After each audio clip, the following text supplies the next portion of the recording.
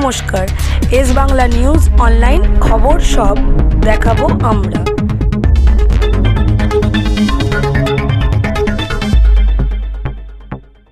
কাজগুলোকে দিয়েছেন আমরা আমাদের এই লাইব্রেরিগুলোতে আমরা স্পষ্ট করে বলতে চাইছি যে আমাদের এই লাইব্রেরিগুলোতে যে পড়াশোনার জন্য যে পরিমণ্ডলটা তৈরি হয় সেই পরিমণ্ডলে স্মার্ট রিডিংয়ের জন্য ব্যবস্থা থাকবে করতে হবে, নইলে আমরা লাইব্রেরি মুখী বাচ্চাদেরকে পড়তে পারবো না। এখন সব মোবাইলে অনলাইনে, অথচ আমাদের জয়কৃষ্ণ লাইব্রেরি কন্যগর লাইব্রেরি সমেত যে 12টা লাইব্রেরি আছে যা আমাদের ঐতিহ্যের ধারক বাহক, আমাদেরকে এই লাইব্রেরিগুলোকে বাঁচাতে হবে এবং এই লাইব্রেরিতে আমাদের গোটা উত্তরপাড়ার যুব সমাজকে, উত্তরপাড়ার নাগরিক সমাজকে তাদেরকে আকর্ষিত করতে হবে। এর জন্য প্রচুর কাজ আছে আমাদের, সেই কাজ আমাদেরকে করতে হবে, সেই দায়িত্ব আমাদেরকে সেই দায়িত্ব পালন করতে হবে। আমরা জয়কৃষ্ণ লাইব্রেরি যেটা আমাদের উত্তরপাড়ার কেন ওটা পশ্চিমবঙ্গের ঐতিহ্য, এটাকে এশিয়ার মধ্যেও সব থেকে গুরুত্বপূর্ণ এবং নামী, আমরা সেটাকে স্পষ্ট করে বলেছি এটা জাতীয় গুরুত্বের প্রতিষ্ঠান বানাতে হবে, ন্যাশনাল ইম্পর্টেন্স দিতে হবে, ঘোষণা করতে হবে। বইয়ের ভান্ডার যদি না থাকে, আমরা যদি আমাদের ইতিহাস থেকে আমাদের শেকড় থেকে বিচ্ছিন্ন হয়ে যায়, আমরা আমাদের আজ, আমরা আমাদের বর্তমান, আমরা আমাদের ভবিষ্যৎ প্রজন্মের কাছে আমরা আমাদের বাংলার ঐতিহ্য রাখতে পারবো না। তাই বাংলাকে বাঁচাতে গেলে আমাদের লাইব্রেরিকে বাঁচাতেই হবে। স্কুলগুলোতে, কলেজগুলোতে ডেভেলপমেন্ট ফির নামে যে যথেচ্ছভাবে টাকা পয়সা নেওয়া হচ্ছে এবং সেই ফিগুলো আসলে কোন কাজে ব্যবহার করছে তার কোনো জায়গার ঠিকানা নেই। এর সম্পূর্ণ অডিট করতে হবে। তার জন্য শিক্ষা দপ্তর থেকে শুরু করে লাইব্রেরি এবং আমাদের এই উত্তরপাড়ার আমরা যারা জনপ্রতিনিধিরা থাকবো বা যারা জনপ্রতিনিধিরা আছেন এবং পাবলিক জনগণের ইনভলভমেন্টে আমাদের এই কাজগুলোকে করতে হবে। স্বাস্থ্য সহায়তা কেন্দ্র দুর্গাপুর নতুন করে স্টেট জেনারেল হসপিটালের আজকের অবস্থা, রাজবাড়ির অবস্থা, বাংলার সেবা সদন, মহামায়া, কানাইপুর হেলথ সেন্টার, পিতম্বর বসে আছে বা ওই দিকে যারা বসে আছেন আমাদের কর্মীরা, এরা তো সবাই মিলে রাস্তায় থেকেছে। ফলত এই গোটা লড়াইটা আমাদের সবার, আমরা এখানে বরং বাড়তি পাওনা যোগ করতে পেরেছি।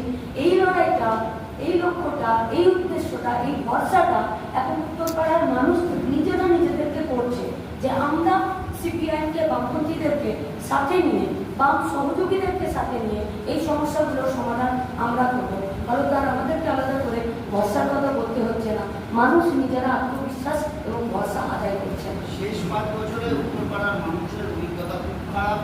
বিধায়ক সম্পর্কে এলাকায় আসতেন না বা মানুষের বিপদ সেভাবে পাওয়া যায়নি। আপনিও বাইরে থেকে এখানে এসেছেন, এই সম্পর্কে আপনার সম্পর্কেও বহিরাগত অভিযোগ কিন্তু বিরোধীদের উপর থেকে আছে। আমি সিপিআইএম পার্টির একজন কর্মী। এখন আপনারা গোটা বিষয়টাতে এসছেন ব্যক্তি মীনাক্ষী, যে ব্যক্তি মীনাক্ষী কি করবে। যদিও সরকার যারা গঠন করে সেখানে ব্যক্তি করে না, সেখানে একজন সমষ্টি এবং সরকারের পলিসি, লক্ষ্য, উদ্দেশ্য কাজ করে। কিন্তু আপনারা যখন প্রশ্নটা করেইছেন যে মীনাক্ষী বহিরাগত, মীনাক্ষীকে আপনারা দেখেছেন গোটা পশ্চিমবঙ্গের অলিতে গলিতে তার সহযোগিতাদের সঙ্গে, তাদের সহকর্মীদের সঙ্গে লড়াই করতে, আন্দোলন করতে এবং এই পশ্চিমবঙ্গের চাকরির দাবিতে, মায়েদের মান সম্মানের দাবিতে, যে কোনো অন্যায়ের বিরুদ্ধে লড়তে। আমি আপনাদের কাছেই বলতে চাইছি, যেদিনকে আনিসের খুনের বিরুদ্ধে লড়তে গেছিলাম আমরা সবাই মিলে, আমরা একবারও ভাবিনি যে আমি বর্তমানে আর আনিস হাওড়া মরতে যাবো, চলো বাড়ি চলে যাবো।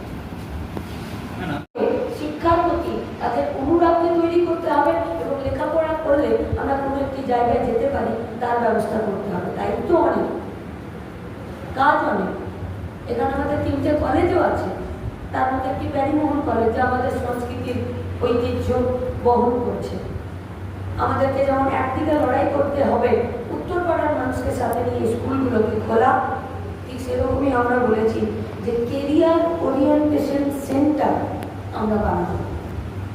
এই কেরিয়ার ওরিয়েন্টেশন সেন্টারে নামমাত্র ফি থাকবে, নামমাত্র রেজিস্ট্রেশন করার জন্য।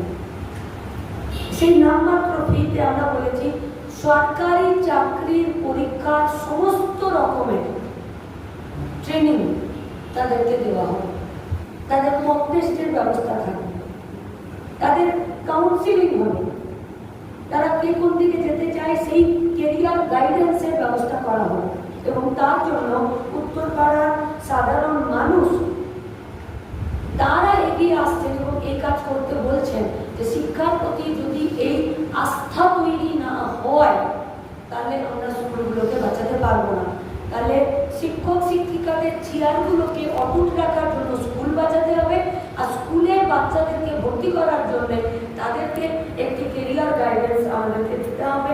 আমরা সেই কেরিয়ার ওরিয়েন্টেশনে এই সেন্টার তৈরি করে আমরা এই আজকের দিনে এই যে আপনাদের শুনে এটা একটু মজার মতো মনেই হতে পারে যে আপনারা প্রথমেই বলেছেন নামমাত্র পেয়ে সরকারি সমস্ত চাকরির পরীক্ষা আপনারা ট্রেনিং দেবেন, সরকারি চাকরির পরীক্ষা হয় কোথায়? বলতেই পারেন। ফলে এর দ্বারা স্টুডেন্টরা একটি স্ট্রেসের মধ্যে দিয়ে যাচ্ছে। কি পাবো? আমরা এই কেরিয়ার ওরিয়েন্টেশন সেন্টারে স্ট্রেস ম্যানেজমেন্টেরও ব্যবস্থা রাখবো। উত্তরপাড়াতে পিআরসি চলে, বহু পুরনো, অনেক দিনের ঐতিহ্যশালী। সেখান থেকে ডাক্তারবাবুরা নিজেরা এই উত্তরপাড়াতে অসংখ্য ডাক্তারবাবুরা যারা আর্জি করেন আন্দোলনে রাস্তায় নেমেছিলেন তারা আমাদেরকে বলেছেন আপনারা এই ক্যারিয়ার ওরিয়েন্টেশনটা চালু করুন, আমরা বাচ্চাদের মানসিক এবং তাদেরকে স্ট্রেস ম্যানেজমেন্টে আমরা তাদেরকে সহযোগিতা করব। কারণ আমাদের এই ক্যারিয়ার ওরিয়েন্টেশন সেন্টার শুধু সিপিআইএমের নয়, উত্তরপাড়ার সাধারণ মানুষের তারা এখানে ইনভলভমেন্ট হবে। শিল্পের অর্থনীতি পুনর্গঠন, উত্তরপাড়ার চারিদিকে গঙ্গার তীরে দেখতে পাওয়া যাবে পুরো হাই রাইজ বিল্ডিং, চারিদিকে সেন্ট্রাল গভর্নমেন্টের, যেমন ধরে নিন আমাদের এখানে মোটর গাড়ি তৈরি করার কারখানা, এখানে বিভিন্ন ছোটখাটো যা কারখানা ছিল সেই কারখানার জমিগুলো আজকে ফাঁকা পড়ে আছে। সেই কারখানার জমিগুলোতে কারখানার চিমনি থেকে ধোঁয়া যদি না বেরোয়, সেখানে সাইলেন থেকে ধোঁয়া যদি না বেরোয়, শ্রমিকরা যদি সেখানে কাজ করতে না ঢোকেন না বেরোন, এই উত্তরপাড়ার চাইলেও আমরা অর্থনৈতিক পুনর্গঠন করতে পারবো না। তাই উত্তরপাড়ার সাধারণ মানুষ বলেছেন যে বেকার ছেলে মেয়েদের কাজের ব্যবস্থা করতে হবে, আর তার জন্য আমরা শিল্পের স্বপ্ন দেখতে চাইছি এবং উত্তরপাড়ায় এটা সম্ভব। এখানকার পরিবহন, গণপরিবহন, এখানকার রাস্তাঘাট, সামনে নদী আছে। এই উত্তরপাড়া একদম আমাদের পশ্চিমবঙ্গের কোর হাটের কাছাকাছি। এখানে শিল্প পরিচালনা করার জায়গা ছিল, এখানে ফাঁকা জমি পড়ে আছে। ফলত একদিকে সিপিআইএমের লড়াই চলেছে বন্ধ কারখানার জমিকে রক্ষা করা, সেখানে কেস চলেছে অধিগৃহীত কারখানার জমি যে জমি বেঁচে দিতে চাইছে অন্যদের হাতে, সেই জমিকে রক্ষা করার জন্য একদিকে যেমন কেসে কোর্টে কেস চলছে, লড়াই চলছে, এখানকার শ্রমিক সংগঠন আমাদের পার্টির নেতৃত্বরা যেমন বুক জিতিয়ে লড়ছে, ঠিক সেরকমই সেই জমিতে আমাদেরকে কাজ করতে হবে। আমরা সেখানে একদম অত্যাধুনিক এই জায়গাগুলোতে অত্যাধুনিক আমরা শিল্প পার্ক আমরা তৈরি করতে চাইছি। আমরা কি দায়িত্ব নিতে চাইছি না, আমরা দায়িত্ব নিতে চাইছি। যারা প্রাক্তন শ্রমিক তাদের পরিবার, তাদের জন্য যে টিটাগড় যে ওয়াগন লিমিটেড TWL এই যে 30 একর জমি দেওয়া হয়েছে, সেখানে যে কারখানা, সেখানে যে শিল্প হবে, ফলত এই যে অবসরপ্রাপ্ত প্রাক্তন শ্রমিকরা আছে তাদের পরিবারকে অগ্রাধিকার দিতে হবে। এটা আমরা করব এবং তার জন্য যা রুলস, তার জন্য যা বিল, তার জন্য যা অধিবেশন, এটা করব। তাই আমরা আমাদের স্লোগানে বলেছি উত্তরপাড়া পথ দেখাবে গোটা পশ্চিমবঙ্গ। বন্ধ কারখানার শ্রমিকদেরকে, তার পরিবারকে ফিরে আরেকটা বার তাদেরকে জীবন যুদ্ধে লড়তে তাদেরকে সাহায্য করতে হবে। আচ্ছা, শুধু কি এই বড় শিল্প কারখানা না, গোটা উত্তরপাড়ার ভেতরে ঢুকলে আমরা দেখি গ্লাভসের কারখানা, হোসিয়ারি শিল্প, জুতো বানায়, টিপ বানায়, নেল পলিশ বানাচ্ছে, নেল পলিশ রিমুভার আছে, বড়ি শিল্প আছে, গ্লাভ শিল্প আছে, মাদুর শিল্প আছে। এগুলোকে সমবায় তৈরি করে এখানে যারা কাজ করছেন, যারা এই শিল্পগুলোকে বাঁচিয়ে রেখেছেন, তাদেরকে বাঁচাতে হবে, তাদের বিপণনের ব্যবস্থা করতে হবে এবং এবং তাদেরকে কাজটা করে নিতে হবে। এই যে কানাইপুর বাসাই অঞ্চলে স্বনির্ভর গোষ্ঠীর একটি ভগ্নপ্রায় আবাসন রয়েছে। ওটা উত্তরপাড়ার সাধারণ মানুষ 350টার বেশি পাড়া পৌঁছবে, তারা আমাদের কি সমাধানের পথ বাতলেছেন যে ওই যে ভগ্নপ্রায় আবাসনটা আছে সেটাকে একটু ভালো করে নির্মাণ করুন না। যারা এইসব ক্ষুদ্র কুটির শিল্পে কাজ করছেন তারা সেখানে কাজটা করবেন, তারা বিক্রি করবেন, তারা সেখানে মজুদগার তৈরি করবেন। আমরা শুনেছি এবং তাদের কথাগুলো এই ছোট ছোটি বইটাতে প্রতিধ্বনিত হচ্ছে। এই কাজগুলোকে করতে আজকে পেতে এই জুতো, এই হুঁশিয়ারি শিল্প, এই গ্লাভস, এই টিপ, এই সেফটি পিন, এই কাজগুলোকে করতে এই ছোট ছোট লোন নিতে বাধ্য হচ্ছে উত্তরপাড়ার আমাদের কানাইপুর, নবগ্রাম, আমাদের রঘুনাথপুর এইসব অঞ্চলে, কন্যগর প্রথম অঞ্চলেরও অনেক ধরনের অঞ্চল আছে যারা এইসব জায়গাতে লোন নিতে বাধ্য হচ্ছে। মাইক্রো ফিন্যান্সের একদম গলা টিপে দেওয়ার মতন সুদের পরিমাণ 22%, 13%, 17%, আপার লিমিট ছাড়িয়ে দিয়েছে।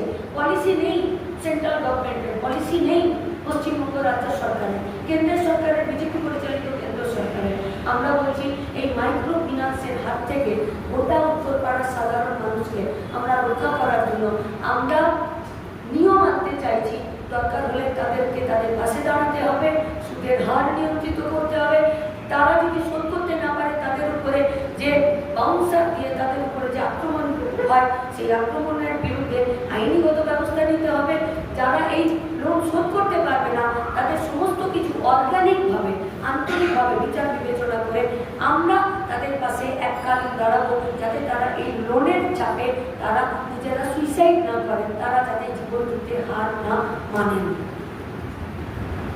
আমরা এই এলাকাতে এই যুব সমাজের প্রতি বলতো তারা কাজ করবেন, চাকরি করবেন, তাহলে আজকে এআই, তথ্য প্রযুক্তি, এই গোটাটাকে নিয়ে আমরা তাদের কাছে নতুন করে এই বন্ধ কারখানার